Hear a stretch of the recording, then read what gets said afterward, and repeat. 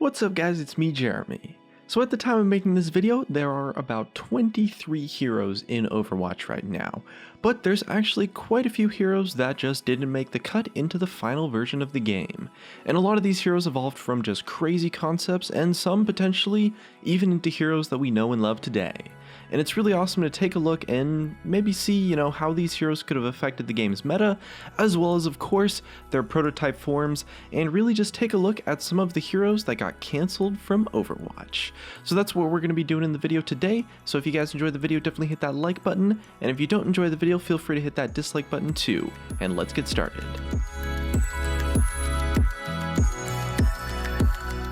So the first hero that we're taking a look at goes by the name of the Jumper. So way back before Overwatch was even a thing, Blizzard was working on, of course, Titan, their next big MMO project. And as we all know, Titan was eventually scrapped, and a lot of the characters and concepts from the project moved into Overwatch's development and the Overwatch universe.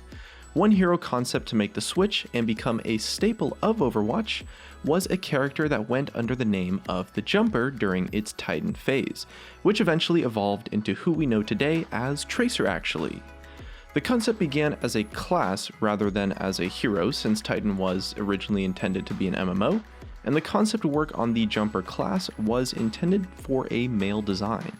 The Jumpers in Titan were an agile scout class, designed for quick hit and run tactics, able to get in and out of combat quickly using their teleport abilities. Their kits were meant to be really fast and crazy, but not overly powerful. It seems like the kit didn't actually change all that much when you take a look at Tracer's abilities. Her style of hit and run, flanking, and the in and out combat theme remain the same, as does her blink ability coupled with recall. Her weapons do hit very fast, but she's not necessarily designed to be a primary assault type of character.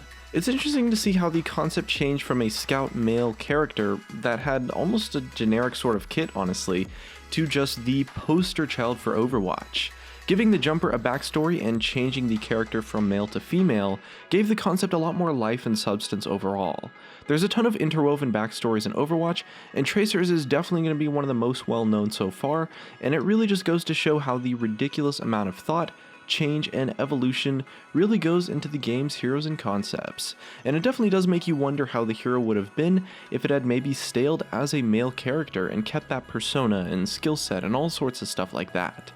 It might have made an impact on the overall playstyle and kit of the hero if the whole Lena Oxford slipstream story hadn't exactly evolved, but it's definitely interesting to see how it turned out, and Overwatch likely would have been a lot different if Tracer had ended up being a completely different character.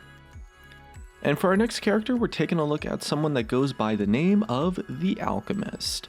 So just before the launch of Overwatch, development of a post-launch hero started to take shape after a lot of feedback from fans and beta players, and Blizzard wanted to add a new hero into the game as soon as possible to really capitalize on the hype. Now the real question at the time that Blizzard was asking themselves was really just, what do they need to fill out the roster? And they decided, or at least settled upon, that it was going to be another support hero. So work began on a concept originally under the name of the Alchemist, and this character would eventually become Ana Amari. So the hero's concept centered around he or she drinking a potion that would actually just turn the hero into like some super high sort of state and make them really fast and very agile for a few seconds. And this was designed to make the hero have very bursty moments of mobility and gameplay, and allow them to get up and over to somewhere really far, but also had all sorts of problems tied to it. The potion also had a really long heal over time effect, with the concept being that you could drink the potion and then go into battle while being healed over time. The Alchemist also pretty much always had a syringe gun of sorts, which of course later evolved into Ana's biotic rifle. The team always wanted to make Ana Amari as a character, but her backstory talked about Ana always being this incredible, very iconic, legendary sniper in the Overwatch universe. But the thing is that Widowmaker was already a character and really took up that sniper role in the actual gameplay of Overwatch, not necessarily the lore, but as a character for the game.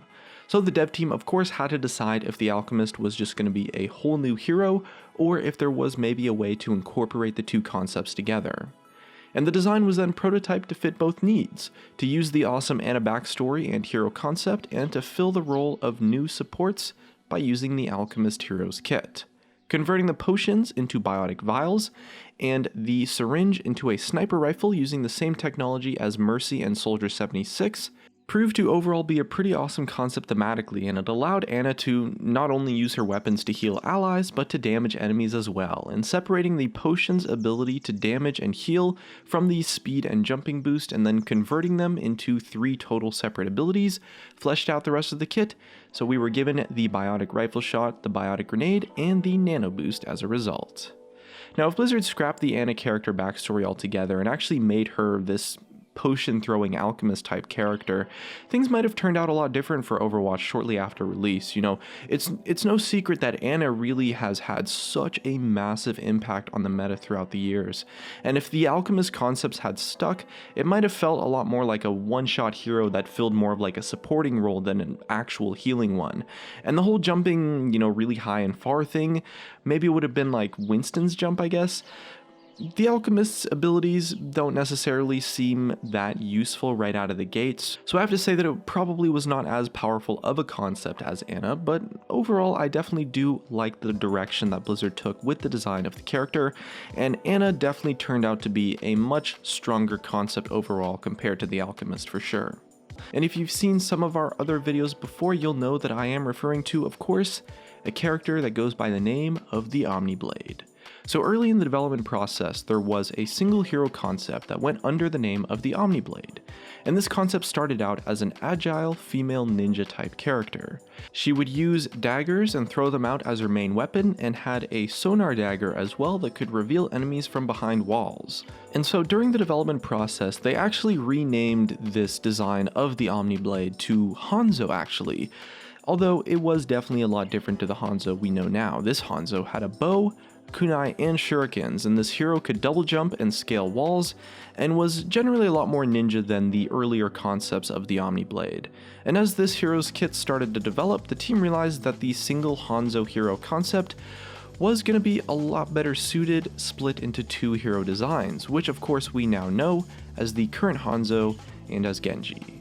The Omniblade's abilities and kit were pretty much taken and split between the Shimada brothers, including the dagger that could reveal enemies, which evolved into of course Hanzo's Sonic Arrow, and the double jump which went to Genji. At the same time the Omniblade's lore and backstory were being fleshed out, she had the story of actually a character given the name Sombra, and a Mexican theme really. Now the Sombra concept was temporarily shelved at this point since she was left with just her stealth and background, and they actually even took the stealth concept and mixed it in with the early Genji concept, giving a version of Genji permanent stealth with a one-shot backstab mechanic, which turned out to be really fun for the Genji players, but not so fun for everyone else. And Sombra was given back the stealth as we know it now, and later when they decided to bring back the concept, take it out of the icebox, she was given a whole new kit using the hacker, flanker, opportunist theme as a role, and ignoring the original ninja concept altogether. So overall, one hero evolved into effectively 3 heroes over time. The Omniblade became Genji, Hanzo, and Sombra, but let's take a look at the actual Omniblade hero and really just consider how it might have affected the game if it had actually been released to the game today. You know, imagine a hero that can have stealth, also backstab you, can double jump, climb walls, can also hit you from range with a bow or shurikens, or just melee you and cut you into pieces with some massive damage if you're a little bit too close, while also throwing out a sonar dagger. And really thinking about this, you can kind of see just how insane the Omniblade truly was. I mean, you don't get 3 heroes from one without having the original hero be something that is just so overloaded. I mean, the original Omniblade concept essentially was just a merge between Hanzo and Genji with stealth as well. Really, it would have been a character that just dominated the game completely, and it overall would have been so insane, and it's definitely no surprise that it eventually turned into 3 completely separate heroes, honestly. Either way though, that's just about all of the cancelled heroes that we could find. If we find some more, we'll definitely make another video in the future, I'm sure, but definitely let us know how you guys feel about these cancelled hero concepts that we talked about in this video today down below in the comments section. And either way, if you guys enjoyed the video, definitely hit that like button, subscribe if you want. Thank you so much for watching, and I'll see you guys next time.